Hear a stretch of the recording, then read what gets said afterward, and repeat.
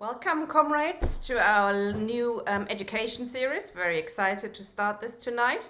It's called The Battle for Democracy, the history of Republican ideas and their link to socialism.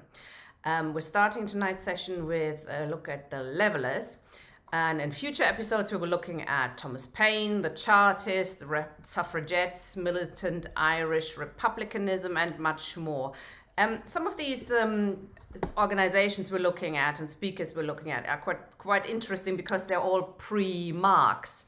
They're all pre-socialism in the sense as we understand it. So they are pre-working class even. So they will be made up of peasantry, etc., with their strengths and weaknesses, obviously. Particularly looking forward to the Chartists, the first working class movement in the world. And that should be a good session.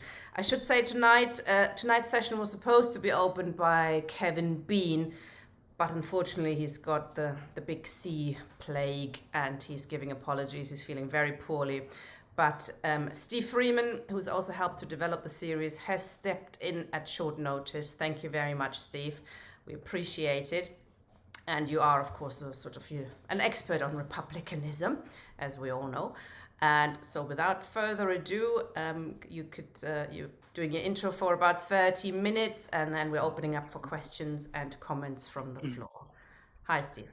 Hi, Tina. Thank you very much for that. I think I'm going to do a little screen sharing thing, first of all, just to explain what's happening. So I press that screen share button, and I think I'll press that one there, and I do that, and it should come up like that.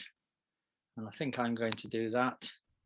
So what you can see there is I decided to call it the Sea Green Revolution, 1647 to 1649. Although it's part of a bigger picture. I'll just see what I'm going to press that. Well, that's going to come up. So I'm going to talk about, first of all, I'm going to talk about the Bonnie Besses. And then I'm going to talk about Bishopsgate, what happened at Bishopsgate in April 1649. Then I'm going to talk a bit about Burford. So part of it is this kind of timeline of things, except I'm going backwards. I'm starting at the end and going forward. So just in case that confuses you, I will start at the end. Start with the bad news, and we'll go back to the good news. Then I'm going to talk about the Levellers themselves, what I think is the important thing about the Levellers. And then I think we've got to mention, I hope we're going to mention the English Commonwealth. And then a little bit about the new model army that came before the Levellers. But to me, it's very strategic, very important in the whole story, because I wasn't totally sure if I should just concentrate just on the Levellers or try to put it in the wider context. And obviously the wider context is important. And then I'm going backwards to 1647 and the Putney Debates. And then I'm going to end up just briefly talking about the agreement of the people. So I'm going to start towards the end and going back to the beginning. So starting in 1649 and going back to 1647. And I could probably at the moment take that down, just go back to ordinary stop sharing. Hold on a minute while I do a bit of stop sharing and go back to that.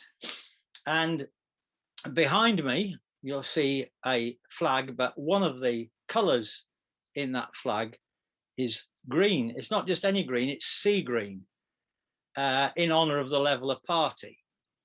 If England ever decides to become a republic and get rid of the Union Jack and the flag of St. George, it will surely have sea green in, because that's the color of the first Republican Party of England. And I thought I would start with the Bonnie Besses, which was a name given to her. So on the 2nd of April, 1649, there was a demonstration took place outside Parliament with 500 or 800 women. And they were presenting a petition to Parliament. They had 10,000 names on this petition. And what they were calling for was the release of the four main leaders of the Levellers, which was Lilburne, Walwyn, Prince and Overton. And they were all wearing sea green dresses. And again, they met on April the 23rd, 1649 in Westminster Hall. And the Leveller newspaper called them the Bonnie Besses, Bess being Elizabeth Lilburne, who was the wife of the Leveller leader, John Lilburne, or Freeborn John as he was called, because he was a kind of charismatic leader of the Leveller party, who was now in the Tower of London. Just to have a little 17th century sexism for you, the royalist paper Mercurius Pragmaticus commented that on the lusty lasses of the levelling party are drawing up into a general rendezvous at Westminster, intending to cock their petticoats at as their brethren do their pistols. And I think probably at this time I will probably go to what the petition, I'm going to go to Carol really, so I'm going over to Carol to say what their petition said. Carol, are you ready for a little go at that? I'm ready, yes. So I'm ready to go. The women's petition explained the weaker vessel had to step beyond our compass and no longer be bounded in the custom of our sex. It claimed an equal share and interest with the men in the Commonwealth, and it cannot be laid waste as it is now, and not we be the greatest and most helpless sufferers therein. It went on to say that God have wrought many deliverance for several nations from age to age by the weak hand of women. By the British women, this land was delivered from the tyranny of the Danes, and the overthrow of the episcopal tyranny in Scotland was first begun by the women of that nation. So they were, obviously there was a strong, and it's important to know, I think a strong women's movement kind of involved in the Leveller movement. And that point really says they were asserting their right to be political. And it turns out that 20 of them got into the lobby of the Commons, where some soldiers drew their pistols, by the way. And one MP told them, go home and tell them to go home and wash their dishes. And one of the Leveller women replied, Sire, we scarce have any dishes left to wash. We have got no dishes left to wash.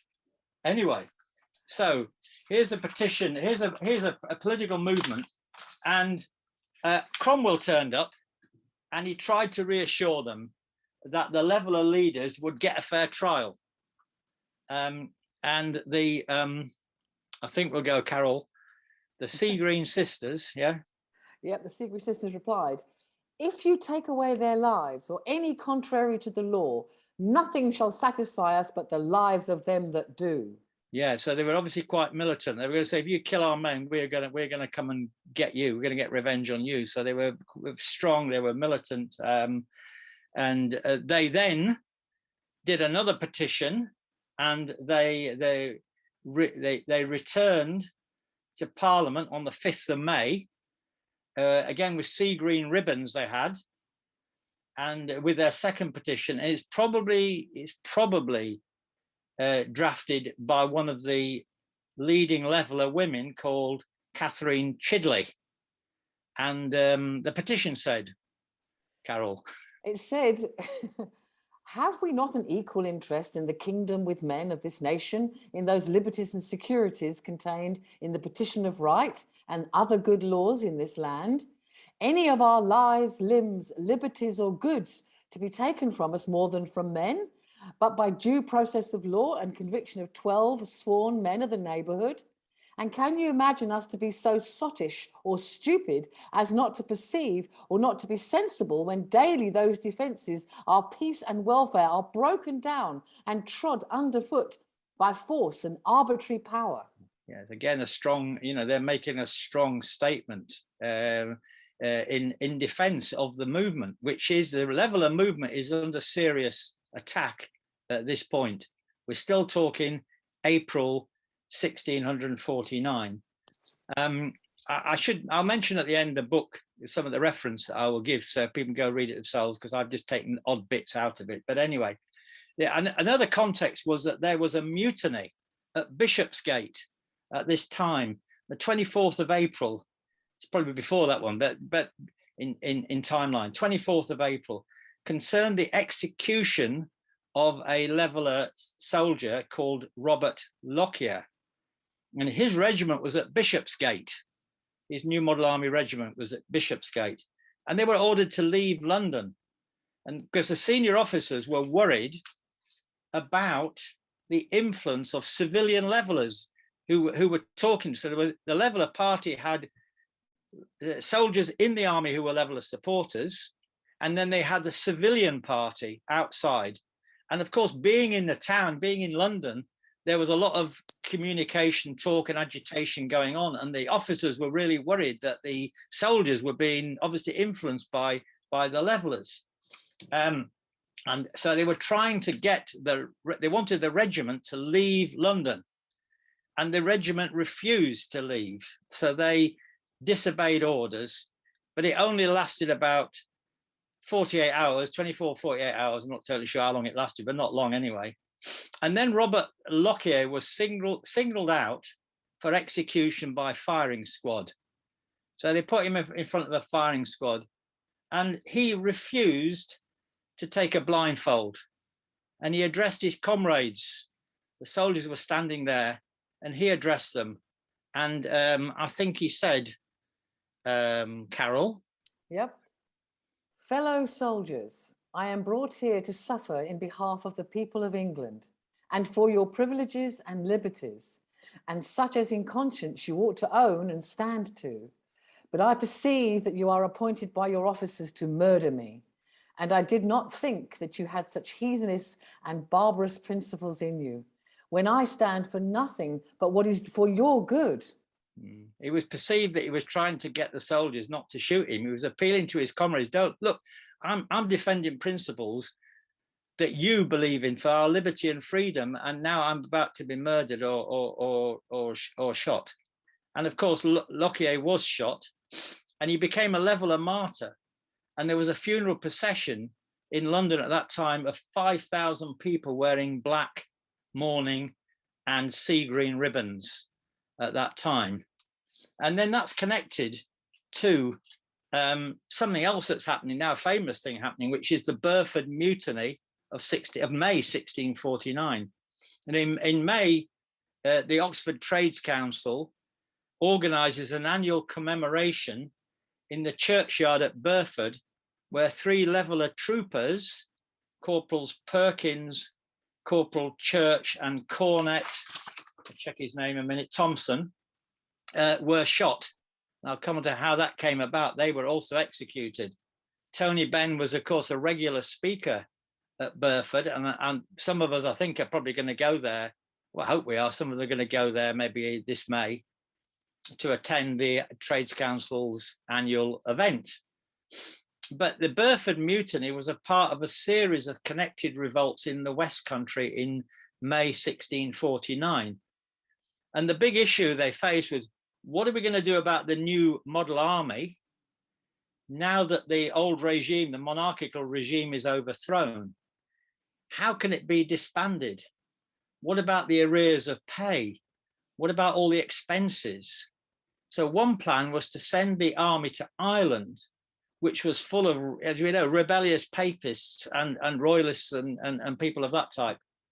And so you could kill 2 birds with 1 stone at this point.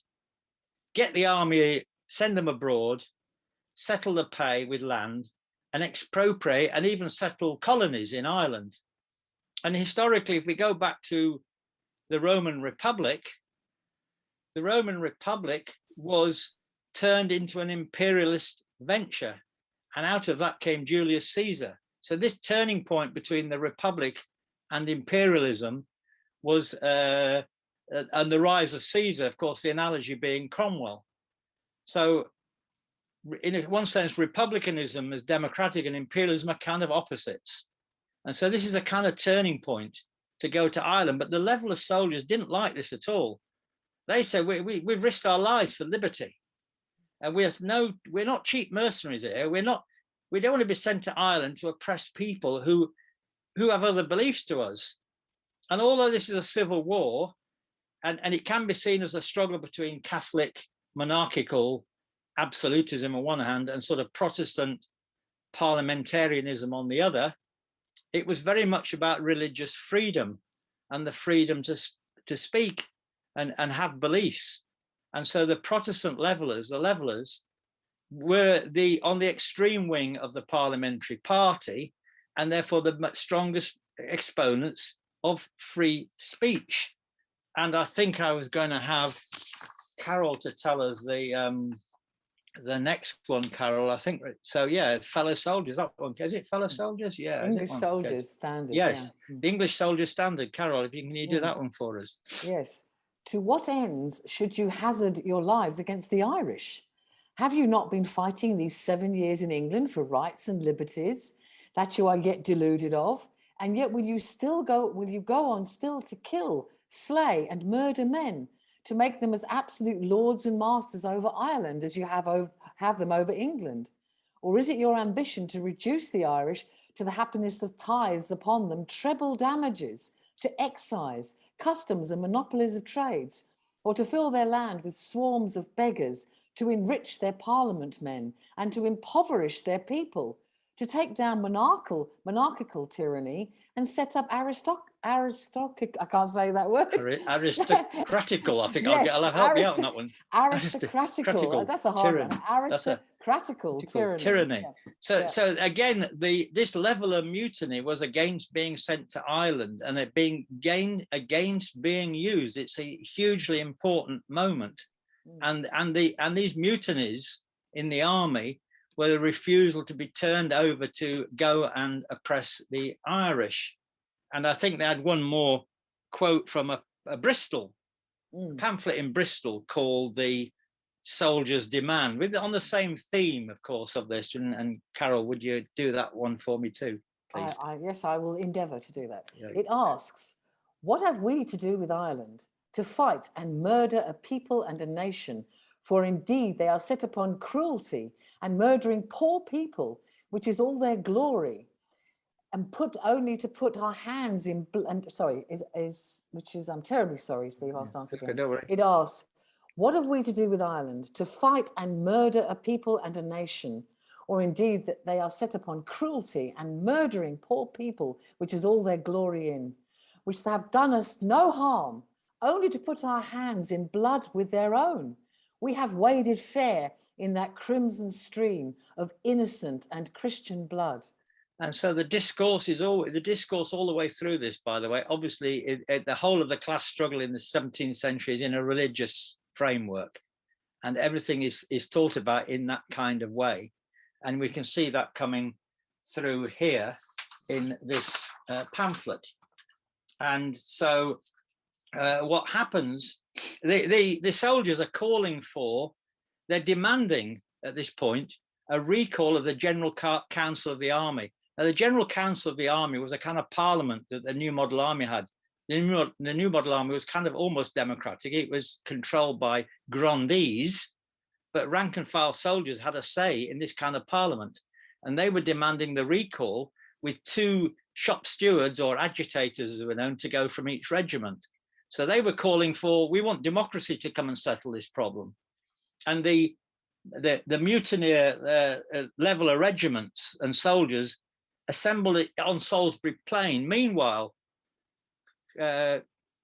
Cromwell, have I disappeared from? No, I haven't. Meanwhile, Cromwell gathered the loyalist troops, and he said he was going to fight strongly with them, and he would live and die with them. We're going to go and we're going to go against those revolters who are now called levelers. And the leveler soldiers gathered near Oxford, and Cromwell arrived at night at Burford, and he attacked them and he arrested them. And the soldiers were frightened of Cromwell because he was a great military leader. When they knew Cromwell was coming, they were a bit scared about would they go against their leader. 300 were captured and kept overnight in Burford Church. And then the next day, 3 soldiers were executed in the churchyard. And the 3 soldiers that I mentioned before. And should I just say that this is really the moment when Cromwell's counter-revolution is triumphant over the levelers, over the sea green revolution, as I've called it. So moving on to my next point, which is the levellers then, in that case. Let's go back a little bit. I think the Leveller Party goes between round about 1647 to 1649. And I've started at the end of the story, really. So it's a bit like a Google map. We start in one street, and then we're going to zoom out a little bit to see if we can see the bigger picture. And so who were the Levellers? Well, the Levellers were the first modern political party. They were the left wing of the English Democratic Revolution. They were a democratic Republican party and a party of ordinary people. They had party branches in various taverns, certainly London, in Southwark and in Tower Hamlets. I'm sure there were others. There's only two that places I'm aware of. They had bases in Southwark and bases in Tower Hamlets. They had a program called the Agreement of the People. They had newspapers called, like the Moderate and the one I think I mentioned before, Mercurius Militaris, and sea green was their colour. And they were called the Levellers by Charles I as a way of condemning them, because levelling meant levelling men's hedges. And hedges, of course, were the property boundaries between fields. So without hedges, you wouldn't be able to know who owned what. So levelling meant kind of godless communism, as far as Charles was concerned, taking away our ability to control our land. So the Levellers were not communists.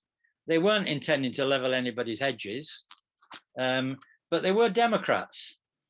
But like many slurs, the name stuck and they embraced it. So about the same time in May 1649, because we've been hanging around in April and May 1649, the Diggers movement occupied St. George's Hill in Weybridge, and they call themselves the true Levellers, God-loving communists, as it were, rather God-fearing communists. And so they did have the idea of sharing the land. So between the Republican Levellers and the Socialist Diggers, we have the first version, the pre-industrial version of a kind of Republican socialism. And there's a very important political lesson here, that if the Republic had not overthrown, if we had not become a Republic in 1649 and overthrown the old aristocratic regime, that breaking down of the authority of the old order opened up space for movements like the Diggers, which was a peaceful movement, settling land, providing food, etc., for their local thing. That movement would not have begun. The social movement came out of the Republic and was part of it. So I'm going back now to the whole of 1649. So I'm going to go back to the English Commonwealth, 4th of January 1649. The year 1649, therefore, is both the triumph and the defeat of the Sea Green Revolution. The year began on the 4th of January 1649, when the House of Commons declared that England was now a Commonwealth, and that the people are, under God, the original of all just power, and that the Commons of England, in Parliament assembled, have the supreme power in the nation. And of course, on the 30th of January, they executed Charles, not because he was king, by the way, but because he was a bloody tyrant and he'd begun the second civil war, because there were two civil wars, and he escaped after one and then started a second one up, and a lot of people had to be killed while they recaptured him. About 80,000 people died in this civil war, and over 100,000 people died of their wounds. That's a massive number of people for the population of that time. It really was a massive impact on the country. On the 17th of March, the House of Commons abolished the Lords, said it was useless and dangerous. On the 19th of March, the Commons abolished the office of monarchy, declaring it was unnecessary, burdensome, dangerous to the liberty, safety and public interests of the people of this nation. And of course, we know that the term Commonwealth, what it meant in the 17th century, something different. It meant republic, but it had its roots in the idea of a common weal or the common good. So it was linked to the idea of a fair, good life or better life for people. So the true meaning of a Commonwealth is a social republic, not just a democratic kind of government, which serves the welfare and social rights of the people.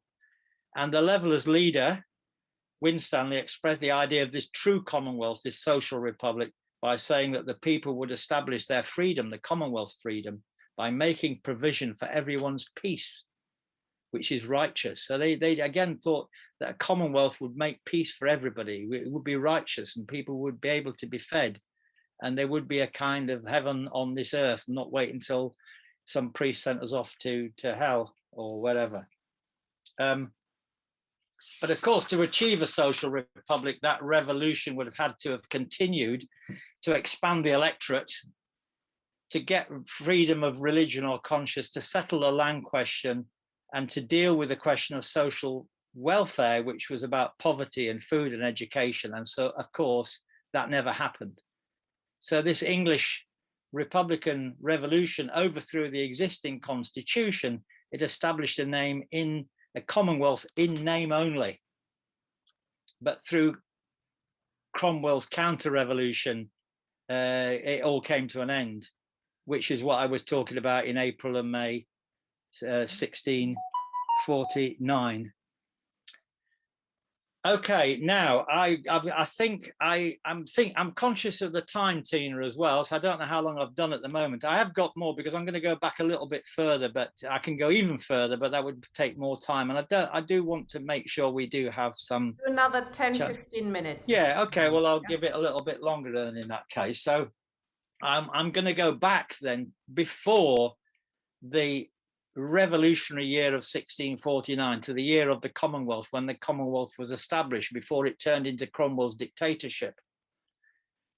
And I'm going to go back, of course, to the Putney Debates of October 1647. But I'm going to set a little bit of background before we get to that. So the Putney Debates is quite clearly where the Leveller Party makes its mark and comes forward with its programme. And this is before then. So I'm going to do a sort of short timeline for the English Revolution. I think I might go back, Tina, if I could, to one of my PowerPoints. That might help me. So I'm going to go back to screen share again. A second. Get over here. I hope this will work. Yeah. I think I'll do, that's where we got to. We're getting down towards here at the moment. It's 0.6 and 7. Okay, moving on. Okay, I'm moving on that way. I'm going to move on. I'm going to press this button down here. Okay, so in a way, if you wanted to look at this England's democratic revolution, you could look at it at certain stages, certain turning points, certain crises taking place, and then it developing into something else at a certain point. And it begins, actually, I think it begins in Scotland in what's called the Bishops' War in 1638. King Charles sends an army up there to make the Scots become Episcopalians. They were Presbyterians. He didn't like them, the idea. It was a more democratic form of Protestantism. So he decided to send an army up there to sort them out. And they rebelled and they became the Covenanters. And they defeated Charles and he had to come back and there was no parliament. So he called the parliament in 1640. He wanted to raise money to fight the war. So he called Parliament, and then what Parliament did is started rebelling with all the grievances they'd had. They'd not had a Parliament for a long time, and so Parliament then, the English Parliament, became very rebellious. And eventually the king was fed up with that, and he decided to sort it all out, and he sent a troop of soldiers round there. He came with his own troop of soldiers to arrest the ringleaders. The three birds flew, they got away. He went into Parliament. I see no rebels here. He went into Parliament. They escaped out the back door. And then he went away to Nottingham because it wasn't safe for him in London anymore. And he went to Nottingham and raised his standard and set up his own army, his royal army. And the parliamentarians then, they formed their army. So the first stage was the king arguing with these Presbyterians, and then the turning point is they go from, in 1642, king versus parliament. There's a war going on between the king and parliament. And the parliamentarians are all basically the same class as the king is. They're kind of frightened to win. They don't really want, they're scared to win. They have to win because they're fighting. He'll kill them if they don't. So they're not doing very well, by the way, because, as Trotsky pointed out, the royalists were very good at horse riding. They formed all the best cavalry. So as soon as the battle started, the royalist cavalry just ran amok, and they would have been completely defeated, except that the infantry, the pikemen, were very good. They had very good kind of more working class pikemen with pikes, and they put these big long staves up. They could stave off the cavalry, and they could push pikes, and they could keep going. And in the first battle of the war, the royalist cavalry slaughtered the parliamentary cavalry, and but it ended up to be a draw anyway. So this war goes on between, to cut a long story short, the war goes on till about 1644, and it becomes a kind of stalemate. And the leaders, Earl of Essex, people like that, all earls and lords of the parliamentary side, are really not making a very good job of it. And at some point they split, and Cromwell decides we need a new kind of army. And this is a turning point. And they set up the new model army, and the new model, Cromwell's Ironsides. Now it's a different kettle of fish, because Cromwell is now leading for the first time a really strong army, the Ironsides, the new model army. And the new model army completely defeat the royalist forces up at York, and they finally defeat them at Naseby. And then the king escapes to the Scots side, and then the Scots capture him. So the king is defeated. And then what happens is basically that Parliament, it's a kind of turning point, because Parliament can't stand the new model army, is frightened of the new model army. And so it gets into a kind of battle between Parliament and the new model army. So there's another kind of dual power going on here. And the thing about the new model army, it is almost like a parliament. It's kind of, you could think of it as being like an armed parliament almost. that you can't stay. It's 15,000 people moving around. The king has been defeated. The army is moving around, and they're debating and arguing about all sorts of religious things and religious ideas, which are political and democratic ideas. So it becomes a kind of Parliament. It's become a body which is more representative of the people of England than the actual Parliament is, and that they have got a democratic idea that the regiments elect their representatives, their agitators, they call, like shop stewards. And so the whole thing it becomes a place of religious freedom, of democratic expression. And agitate, all the preachers are agitators.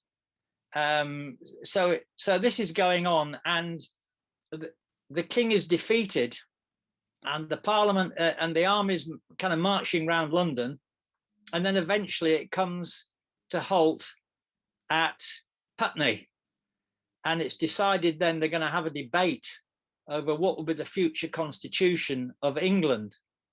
And they have this debate in St Mary's Church, and it's called the Putney Debates. Okay, and the essential idea. Ahead a little bit from my notes.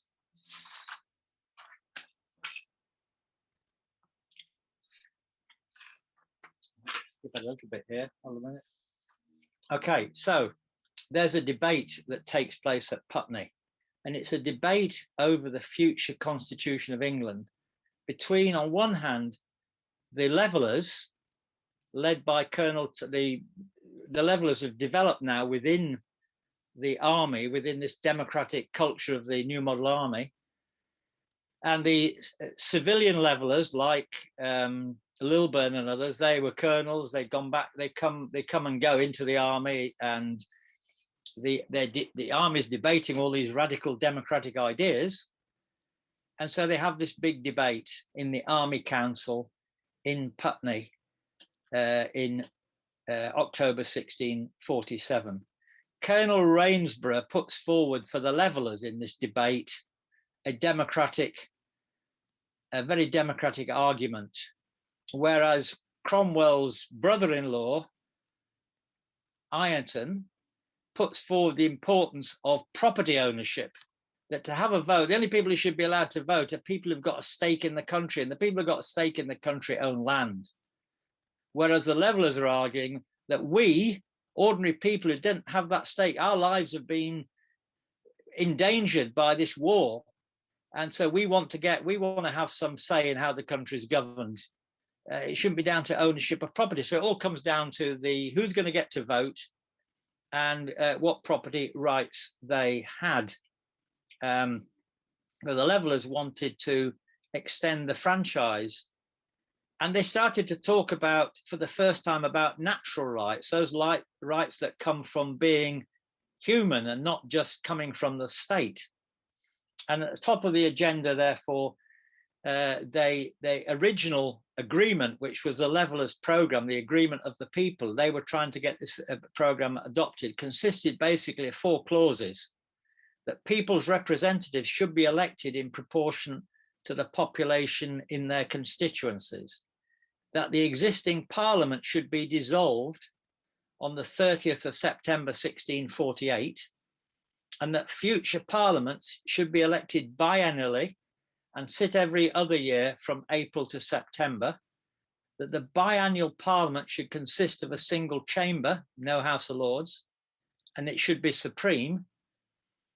It should be the supreme authority in the land, with powers to make and repeal laws, appoint officials, and conduct domestic and foreign policy. So they're having this debate in Putney when Charles escapes from captivity and rallies his army for what's called the Second Civil War. And so the new model army goes back into the field before they can really sort this out, and they wage some relatively short now, because it's all done and dusted within about a year. They defeat Charles finally and capture him, and he's brought back to London. And now we're arriving at the point, what are they going to do about Charles that they've captured? Because they gave him a long time, by the way, early on. They didn't want to execute him, and the people who led the new model army were kind of constitutional monarchists. They kept thinking if they could do a deal with him, he could stay in as king. They didn't really want a republic. They wanted a constitutional monarchy. But Charles was playing one end off. It was a supreme manipulator, playing one group off against another, agreeing to one thing one day, agreeing to something never. So after that point, they didn't trust him, especially after he'd rebelled. And so they decided that they were going to execute him, but the only safe thing to do. So they went to Parliament and they put a troop of soldiers on the door, and they only let go into Parliament those people that would be prepared to get rid of the king. They left the other lot out. They were excluded, and this was called the Rump Parliament. This happened at the end of 1648, at the beginning of 1649, and it's this Rump Parliament that established the Commonwealth in January, the one I said before, January the 4th, 1649. And so that was in effect, Ireton and Cromwell accepted some aspects of the Leveller programme to keep as a result of this war against the king. They now realised they'd have to have a republic. They couldn't trust the king anymore, and so it became, because of this Second Civil War, we became a republic. And I've now gone in full circle, Tina, and I think at that point there's a hell of a lot more to say. John Rees's book on this is very good. It's called, I've got it here actually, and I've got some of the earlier quotes I got from it, The Leveller Revolution by John Rees. But there's obviously lots of stuff on this. I don't know how long I've been going on for, but I've been going on long enough, I'm sure. So just to basically, if I could sum up again, I started really at the point of the counter-revolution when the Levellers were being defeated and women were protesting outside Parliament. And we went on to the 2 mutinies the one at Bishopsgate, and the more well-known one at Burford, when the Levellers were finally defeated over the issue of going to Ireland to suppress the Irish people, which Cromwell, of course, then did in September, the famous, infamous Cromwellian invasion of Ireland that took place, I think, probably late. I haven't got the date to hand now, but I think it's still in 1649, later on September, October 1649, but I'd have to check that out. And so that's the story of the establishment of the Republic, the Commonwealth of January 1649, getting rid of the House of Lords, getting rid of the monarchy, and then Cromwell feeling threatened by the Levellers who wanted to make it much more democratic than he ever intended, and then Cromwell deciding they had to be crushed at that point, and then finding the point to arrest them, and where we came in with the demonstration of the 800 or 500 or 800 women outside Parliament. And the Leveller Party, of course, just to finish this point, really gets going in 1647. It grows out of the new model army and the whole situation that's taken place there. So 1647, 1649, that's the Levellers for you. And they are very important, I think, to our democratic, republican, working class movement, which is why the Oxford Trades Council has been doing such a good job in commemorating Burford in May. Finish there, I think, Tina. Okay, thank you, Steve. Could you stop sharing? Sorry about that. Yes. I forgot to stop sharing. Comrades, put your hands up, please, if you have a question or a comment. I have a few questions. I wonder if I could speak to you straight away. Sure. Do a little interview of some sorts, if you can still keep going. I'll try. Whether I know the answers is another question, Tina, but anyway, we'll try our best. Thank you. How many numbers are we talking? I mean, you said sort of the Levellers were destroyed when some of their leaders were shot. I think 3 of them were shot. I mean, was that the proper end then? Because that was a kind of end. I mean, after Burford, that was when that was just a mutinous regiment. I mean, that wasn't all the Levellers, by the way, but that was the regiment. So in a way, the Leveller soldiers were obviously the danger to Cromwell. He had to take out and restore order in the army. And so the Burford Mutiny, I think, is the last real mutiny. I think one Leveller leader escaped from Burford and was chased around the country a bit with some soldiers before he was eventually captured or defeated. I can't remember his name off the top of my head. So there was other things, but I think that suppression of the Levellers and then the restoring of discipline in the army, that was the end of it, really, because the Leveller leaders, the civilian Levellers, if you like, the leaders of the Leveller Party, 4 of them were in the Tower and went on trial. John Lilburne was eventually put in prison and stayed in prison for quite a while. So the whole Leveller movement was really suppressed from that point on. What kind of party was it? How were they organized? I mean, it wasn't like a democratic votes taken or anything like that. How did they? I think I'll have to read a bit more John Reese's book to know. They had part. I think, I do want to read a bit more of John, because I haven't read all of John. I've read quite a bit of stuff in the past about. I've just looked at. They had party branches. They met in taverns. They had membership subscriptions. That's why to think of it as being a kind of party, in the way. And they had newspapers. They published things, and then they had an organisation in the army amongst the soldiers, Leveller supporters, and then they had civilian Levellers. And the fact that they can get a petition of 10,000 people, that is significant in that day and age.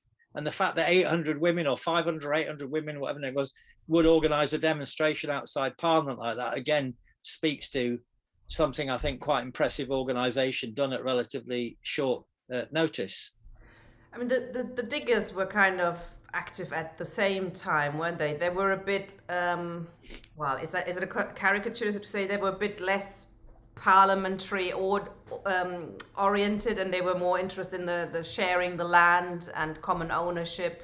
Was it like almost a division of labor? Did they work together, to your knowledge, at all? I don't think they necessarily work together, but I think the Winstanley, the leader of the diggers, was a soldier in the army at one point. So obviously there was connections and knowledge. They were political. They just wanted to occupy the land and feed themselves. I mean, it was a radical free speech, free movement kind of organization. There were a lot of leveller camps all over. There ended up being quite a lot of leveller camps. There was certainly one at Wellingborough, but there was quite a few more sites. I don't know the names of them around the place where people started on common land, digging common land. But of course, at first what happened was that, and this is interesting, and it is interesting that Thomas Fairfax brought a troop of New Model Army soldiers to they were at St George's Hill in Surrey, where the diggers were, and he brought a troop of soldiers there, and he came, the leader of the army, General Fairfax, came and talked to Winstanley, and then he decided not to do anything about it, and he went away again. But I still think that's a kind of political decision, that he thought that possibly the rank and file troops, soldiers in his troop of soldiers, wouldn't necessarily have thought that was a good idea to go taking poor ordinary people and destroying their crops and things like that. So I think he decided that rather than, because don't forget, this is also in May 1649, when the question of who controls the army is at a high point of contestation. He went away and he said, well, we'll leave it up to so basically they left it up to the local landlords, and the local landlords then took them to court. They sent a few kind of fascistic thugs around to beat them up and destroy their crops and things like that. So they was kind of physically attacked, but also the local landlords were then left free by the New Model Army to do private kind of prosecutions, and that was kind of destroyed that movement, I think. And can I ask you one last question, and that's a sort of probably a bigger one, but you know, the restoration of the monarchy and sort of Cromwell's role and all of that. I mean, sometimes you read or you see, you know, sort of popular in films and stuff that Cromwell started out as a good guy with democratic ambitions, etc., and then, you know, he got sidetracked, etc. But it wasn't quite so, was it? No, I don't think that was quite it. I mean, he was he was an MP, he was a landowner, middling kind of sort of person, but he was you know, he was more of a man of the people, by the way, and he lived the life of his soldiers, and that's why they kind of loved him or respected him or liked him. And he was a very, very good general, and he created a very good people's army, and he decided that you'd have a much stronger army if we just got ordinary people, train ordinary people how to ride horses, which is what he did. As I said at the beginning, the ordinary folks couldn't ride horses against the royalist cavalry, so he made the Ironsides, he made them very strong. But he was always on the side. He was part of what were called the grandees. The grandees were the leaders. So you had the rank and file soldiers, but the leaders of the New Model Army were kind of grandees, as it were.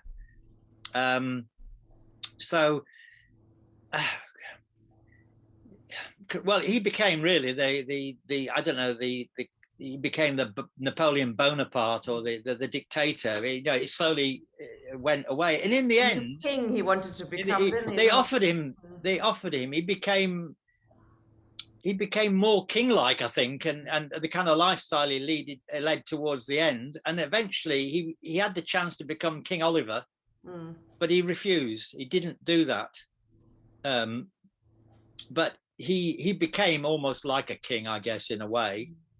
And then, of course, everybody was disillusioned with it, including ordinary people. So it was easier to overthrow him. You know what I mean? It's like Stalin. You know, people in the end didn't really know.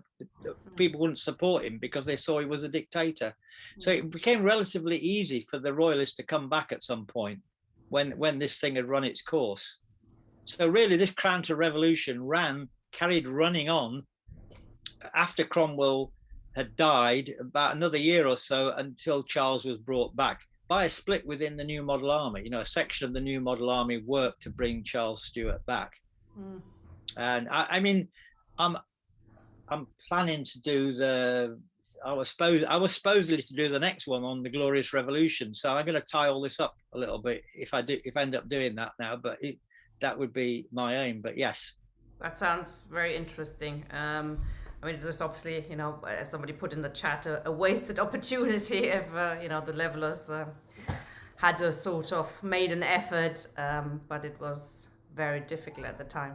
Yeah, it's interesting to see, though. I did say this point. It's interesting to see because there isn't a working class as we know it, but there are ordinary people who are doing working jobs. But working people, paid servants, as it were, rather than slaves or anything like that, paid servants were considered not to be really. They weren't even allowed to, the Levellers didn't see them as having a vote, because the idea is if you were a paid servant, then all you would do is vote according to what your master told you to do. So really they thought a wage labour relationship wouldn't make you a proper citizen. So they wanted the citizenship, voting rights to be not to these servants, paid servants. So that they were if you like, they were like I don't know, the skilled workers, the peasants and other people who had some sort of stake in the place, but weren't just wage labourers. Of course, nevertheless, I think it tells us that this idea of a republic and this idea of some kind of social organisation for the welfare of people has deep roots before even the working class comes and makes a different, much better case for it, you know, a much more global case for it, actually. Of course, suffrage for women wasn't in their program either, but then that goes. No, it wasn't later on either. But I think that I'd make this point that because the Levellers had quite a democratic organisation themselves, they had preaching, because a lot of it went through preaching. Women had a role in this party, which was quite advanced when you consider it's the 17th century. You know, the kind of thing that was going on, and the role played by women was very sort of positive. It was a kind of thing that was kind of almost like the first women. Well, I'm sure there'd be some other women's movements I don't know about, but it seemed like one of the first women's movements that came out of that revolution. So I just saw earlier on Wikipedia, they also fought for an elected judiciary, which is, I think, seems to be the only one of their demands that didn't actually wasn't implemented. Many of their demands were implemented, even if it's, you know, hundreds of years later. But that is kind of interesting. Annual parliaments, written constitution, of course, is another one, because the agreement of the people, they had the idea that this constitution, they won't have a written constitution, the agreement of the people would be put to the people in a referendum. So they were having a constitution that the people would kind of sign up for. But they couldn't decide, you know, the problem was who was going to be allowed to vote for it. Interesting discussion. Thank you very much, Steve. Okay, we've got a few people with their hand up. Actually, Carol's got her hand up as well. I'm going to ask Carol first, because she is already a panelist. Hi, Carol. Hi. There you are. That was absolutely fascinating. I'm really disappointed to hear about Cromwell. You know, wanting the private property thing, people only being able to vote if they had property. So I'm really disappointed to find out about Cromwell. And it seems to me that the Levellers had a lot of things right, absolutely brilliant demands for the time. So I was one that actually wrote in the chat, seems to have been a major lost opportunity. It seems so modern, you know, the demands that they're making, and the idea of you know, people having their own land, the common land belong to everybody, being able to do their crops. This is actually, it is really revolutionary stuff, and such a shame that it basically all came to nothing and they got the king back. So tell us a bit more about Cromwell, because I was so disappointed to find out that he wasn't what I thought he was. Well, he was. I mean, Trotsky praises him as the lion of the 17th century, because he was a revolutionary leader. I mean, what he did was he did lead a revolution, overthrow the existing system, and he had the determination to take on the king and to defeat them and organize this people's army. Actually, I still think it's a kind of, I think that for me, the new model army is like a Republican army. It wasn't that, but it was like the Republican army before the Republic. It was really the kind of taking over of the state by the new model army in 1649 that established the Republic. So they already got into some kind of Republican position as a result of that. But Cromwell himself was a landowner. He wasn't when it came to social questions, he wasn't particularly revolutionary. He wanted the landowners to have the property. You know, he was part of that class. He was the left wing, I suppose, of that class.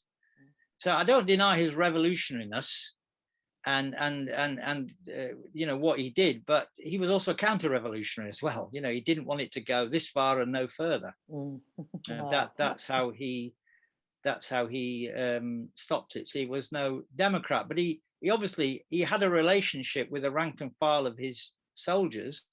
There was a dialogue going on there, and the army was, as I said before, the new model army was kind of a democratic institution in the sense that it marched around the place, set up camp, debated, discussed, had army council meetings, resolutions and things like that. It was more democratic than the Parliament was. Sounds amazing. Okay, Ken, please. Right, thank you, Stephen, and thank you, Carol, as well.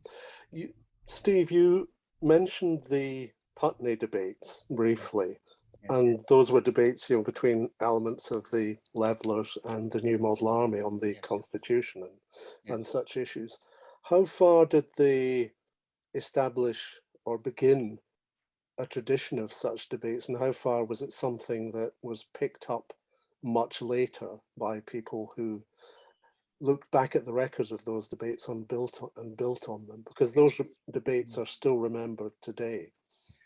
I think it's the latter, Kat. I mean, I think what happened, because don't forget that they were having this debate when the king escaped, and as soon as the king escaped, they had to put on their helmets and swords and things like that and go off. So it didn't quite ever get finished, really.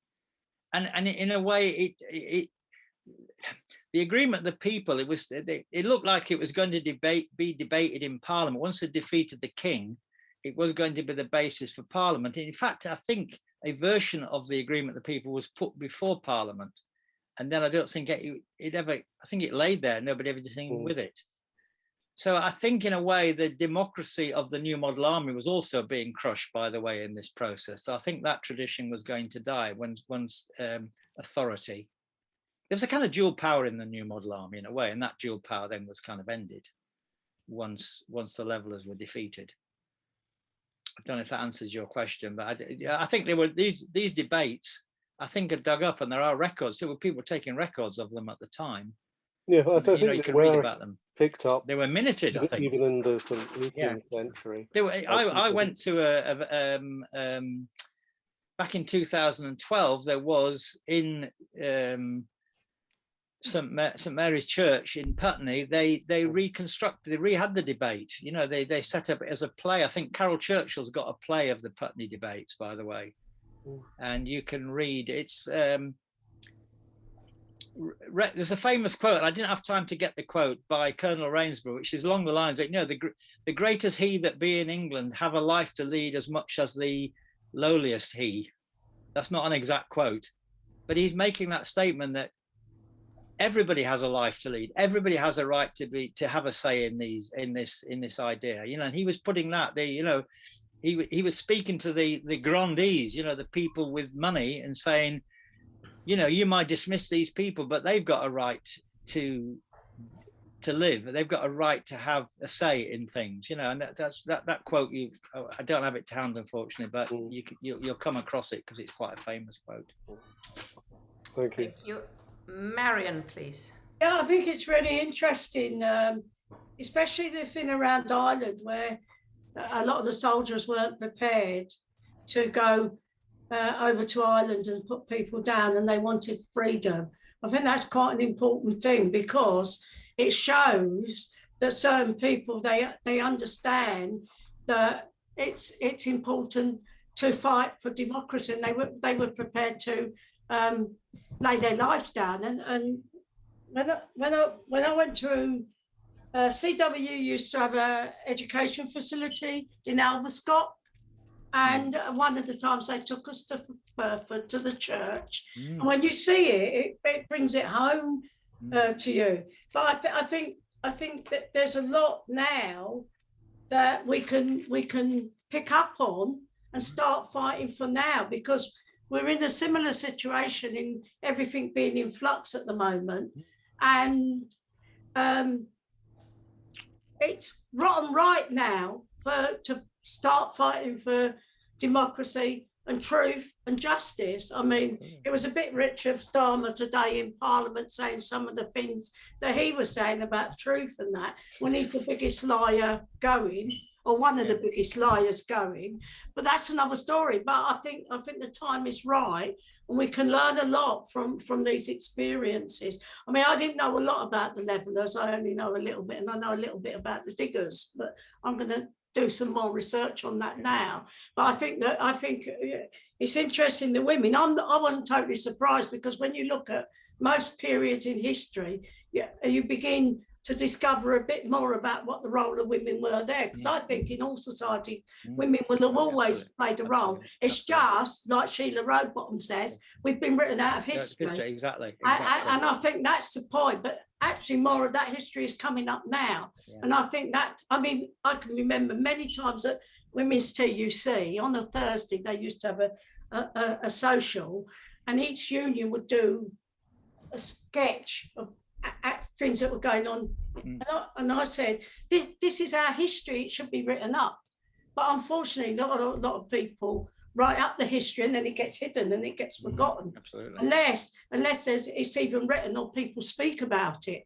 And I think that's the same with working class history, because working class have been written out of history. You very rarely, even to this day, find out what working class people are doing. So I think this is very important, and we can learn from the past and modernize it to modern stuff. Absolutely. So that we can fight for freedom and fight for real democracy, and people having control of their own lives and making the decisions in their community for what's right for their communities.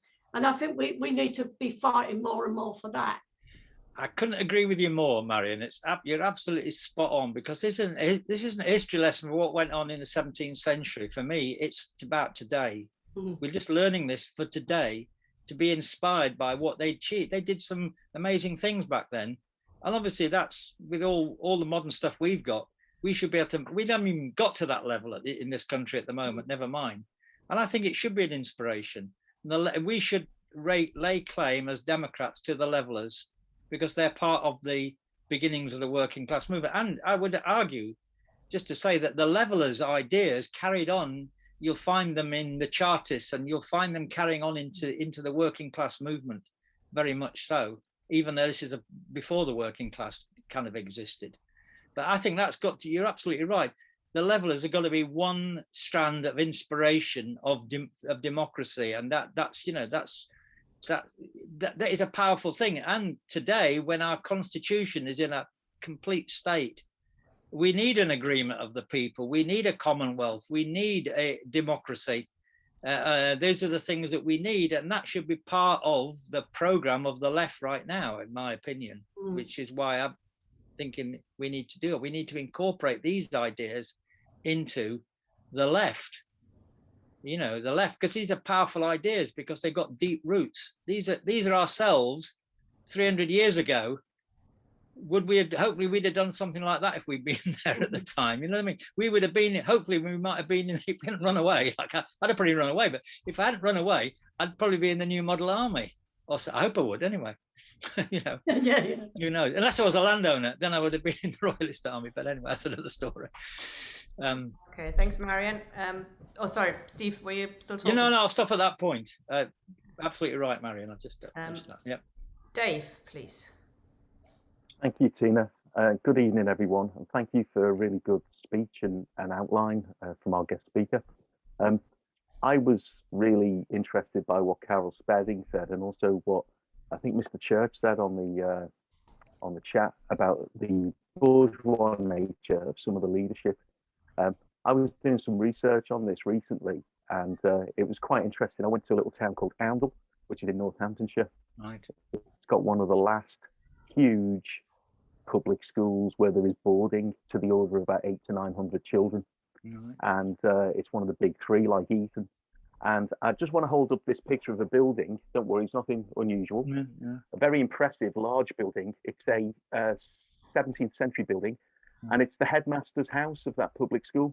Right. Now, the significance of this in what you're saying with this building is that was one of the residences of one of Cromwell's model major generals. Yes. So if you want to understand some of the power relationship that you've just been describing, and that I think Mr. Church put up on the chat, we're talking almost like an American Republican Party leadership of the South in terms of power and money and real land. I mean, there's not many of us who live in a house like that. So that's the sort of people at the top of this revolution. That's where they were living, and that was their own property. So there's a very important set of tensions, I think, at work. And that's why I think what you're talking about is so vital in this presentation this evening. And all I can say is visit Oundle and just have a look around at those buildings. They're all linked to Cromwellian leaders. I mean, in a sense, like all revolutions, they usually start with a fight at the top. I mean, the fight that took place among the landowners in Parliament over the privileges of the king and the privileges of other landowners. And it didn't involve anybody, you know, outside that. It wasn't a people's thing at all, but they then had to go to fight each other. Then they had to get soldiers and things like that. Then of course, then came the, so at this point, they're starting to let ordinary people into the thing. And I saw quite an interesting quote, I always remember it, of an incident in the city of London, because it has to be remembered that in those days, the only people allowed to carry weapons, swords, were the aristocracy. And so any ordinary person meeting an aristocrat would be kind of a little bit frightened if you knew the person had a gun. Well, they didn't have a gun, but they'd have a sword. And no person would ever challenge there for an aristocrat for that reason, because if they, you know, it would all go badly wrong. It could go badly wrong. And there's a story in 1647 of some aristocrats in the city of London, and there's a troop of soldiers in the new model army, and the aristocrats start behaving like the Bullingdon Club, and they throw some, I don't know, probably a piss pot or something out of their window where they're having a, you know, a Bullingdon Club meeting, and the soldiers come in and confront them and chase them off. And they said it's amazing, we never would have imagined that ordinary people would treat aristocrats in this way of going into the Bullingdon Club and sorting them out, which is what they did. And it was because mere fact of having soldiers, ordinary people having weapons, kind of changed the whole way in which the system kind of worked. So, you know, it opened the door to that, I'd say. And that almost Second Amendment issue. That's where it gets, exactly. It goes on. It goes on over there. Sorry, I just cut across you. Sorry, no, carry on. But there's an important thing to do with resistance. You quite rightly, I think it was you, who actually mentioned the point about Trotsky saying that someone from a particular class emerges who, and it may not be the working class or the lower class or whatever, comes with some insight. And that's why he described Cromwell in the way he described him, regardless of Cromwell's property. He described him as a, but the other factor about the guns or people allowed to carry swords, it was Christ who actually said, turn the other cheek. Most people think that means pacifism. What it actually means is that people were struck on one side of the face to indicate that they were nothing. It was on the other side of the face. If you were struck there, it meant that you had some status. And that's why he told people to present the other side of the face to whoever struck them. It was a form of resistance. Yeah, absolutely. Okay, thank you, Dave. A bit of a history Thank you, Tina. For us. Guten Abend. Thank you, Dave. Anthony, please. Yes, I think that. Slowly. Can you hear me? Yes. I think what Steve's done is very interesting information, but what he should talk about is the different economic systems from feudalism to capitalism, and what Dave Turner talked about that implied the bourgeois or capitalist revolution, because to get to capitalism, there's probably liberal aristocrats were paving the way for it by making concessions to rising capitalist layers. But obviously, the tensions built up because they had the feudal powers wouldn't give any more, particularly the conservative wing. So you had and they couldn't beat them in the Civil War, and they had to mobilize other classes, particularly the middle classes. I mean, Trotsky called the other form of Jacobinism, fascism was in what's that word? The opposite of that in some. I can't remember that. The opposite of it in a disqualified sense, but the same sort of movement. The one's revolutionary, the one was counter-revolutionary. So you had to mobilize that middle class in order to do it.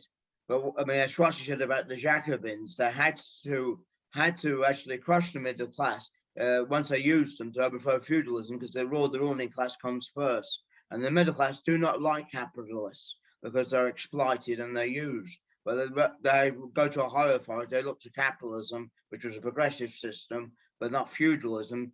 But it was only because you had a class in those seas they could overthrow feudalism.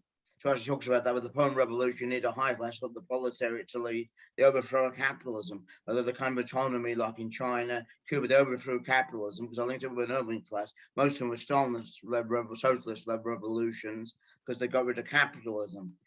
But because of Stalinism represented that class of that revolution, so they had all those distortions. But I think the interesting thing about this period, as Marion was saying, was a deep crisis of feudalism. I'll ask one or two questions after I'm talking about now, about the War of the Roses and the general crisis of feudalism. But I think there's a major crisis today.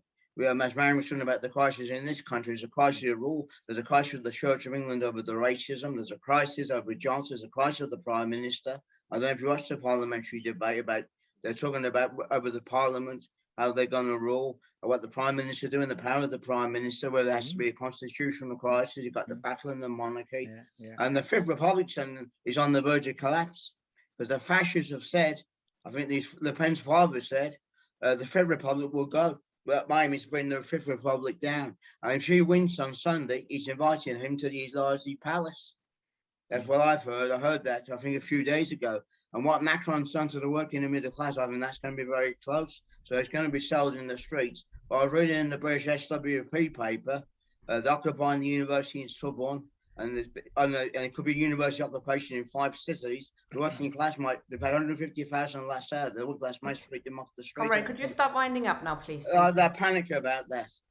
So there's a general crisis, and we might be in a civil war situation before. I don't know what's going to happen Sunday night if she wins. They could be swept up the streets. Could be in the middle of a civil war. Could they stay? But then you got Sinn Féin. That could cause a civil war, because the Unionists have said we're going to take up arms like 1912. We're not putting up with 1916. And they've got all these worries that can't rule in the same way. Thank you, Comrade.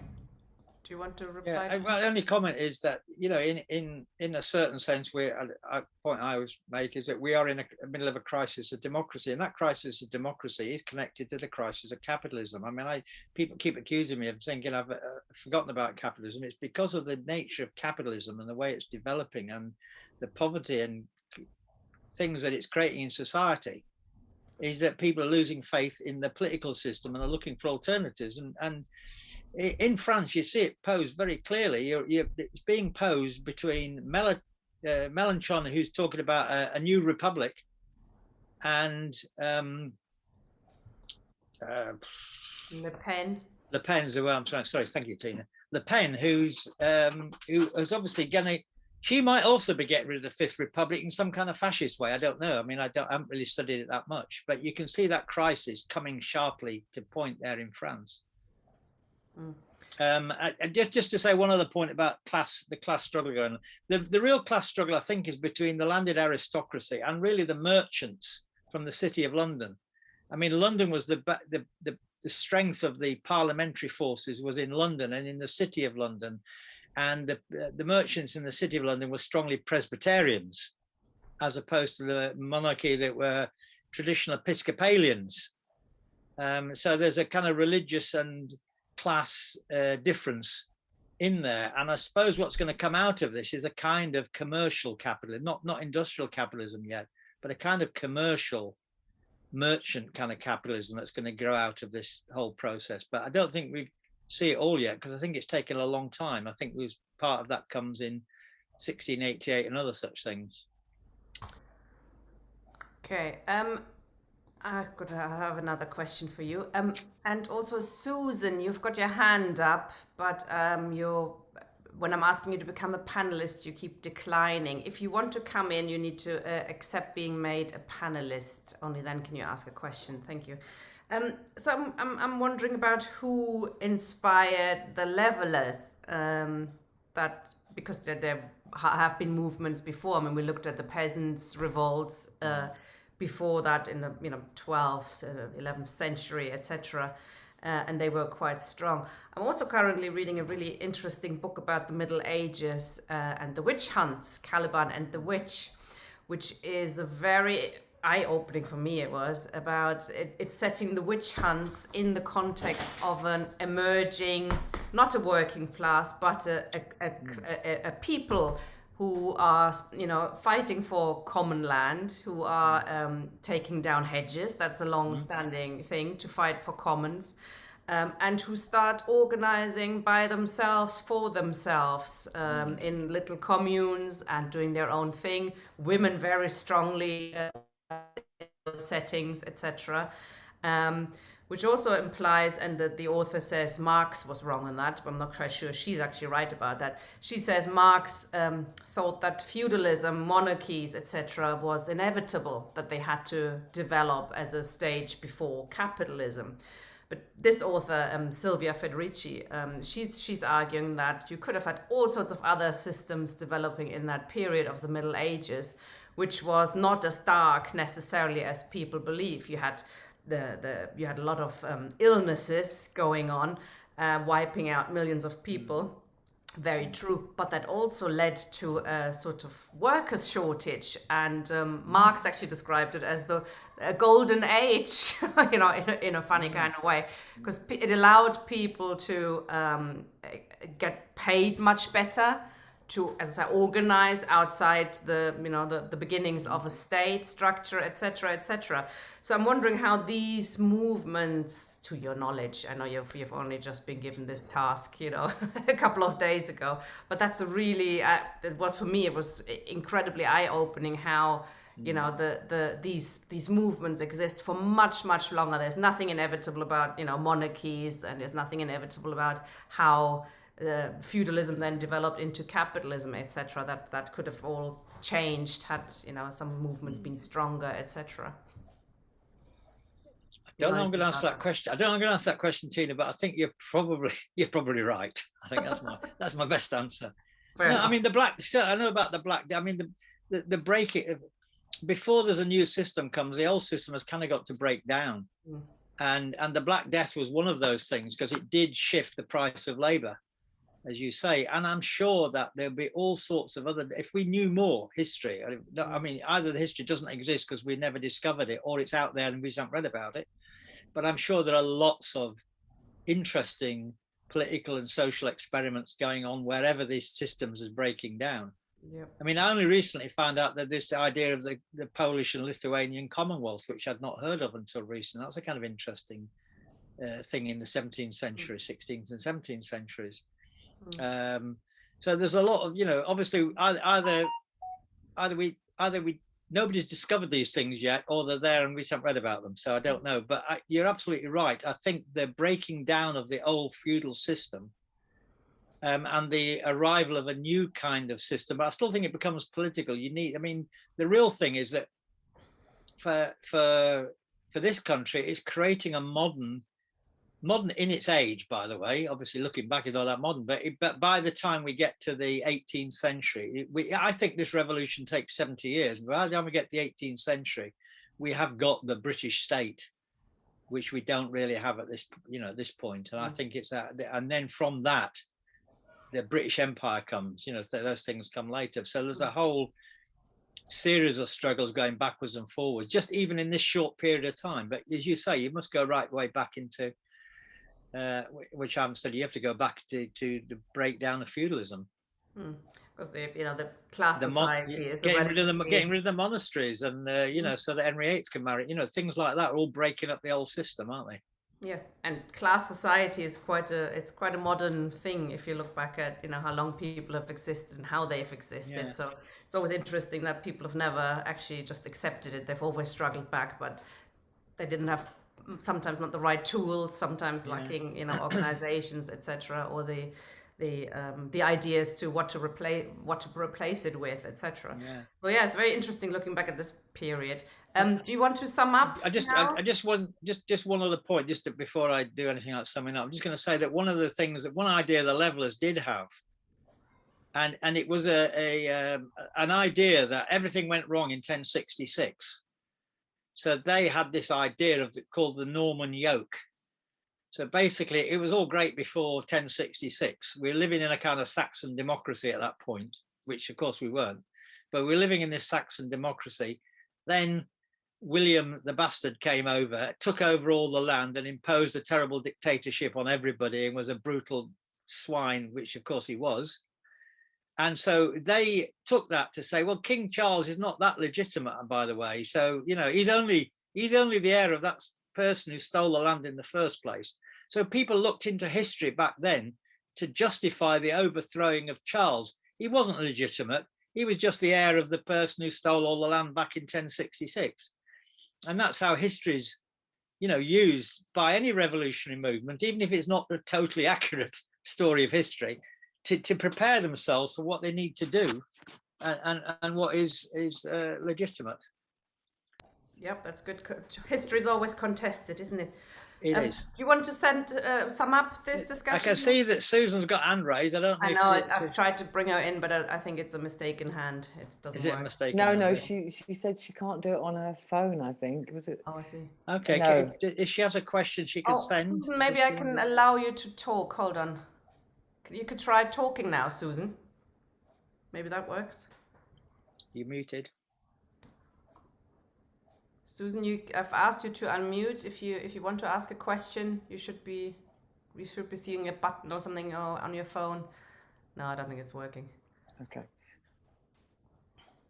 Yeah, you just carry on, Steve. Thank you. Okay. Well, just to sum up, comrades, it's not just a history story. I think it is a history story. And if you want to read it, then John Rees's read about it. There are lots of stuff on this period. John Rees's one's particularly on the Levellers is a very good book to have a look at.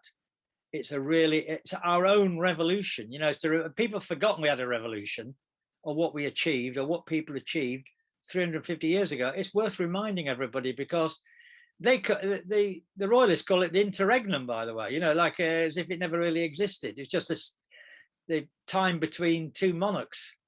But for us, it's the point when the people in this country, by their revolutionary actions, changed the world. Turn the world upside down was a phrase that was used. And they fought for democracy and they opened the way to social welfare and a Commonwealth, which they didn't get there. And as I tried to emphasize, women had a very important role to play in this.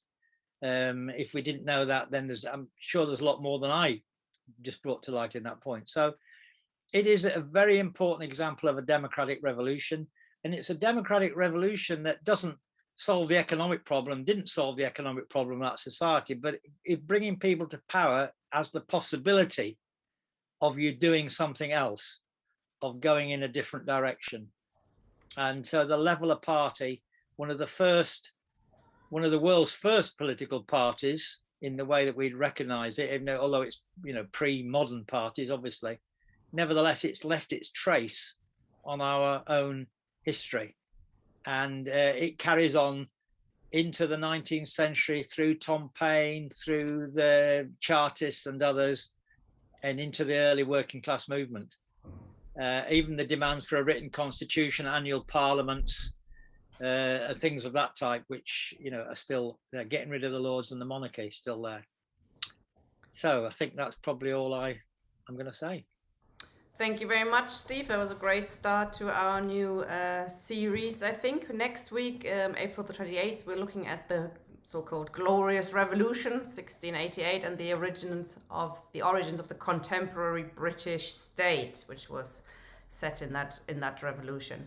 So thank you for joining us, and have a good evening. Thank you, Steve. Bye-bye, comrades.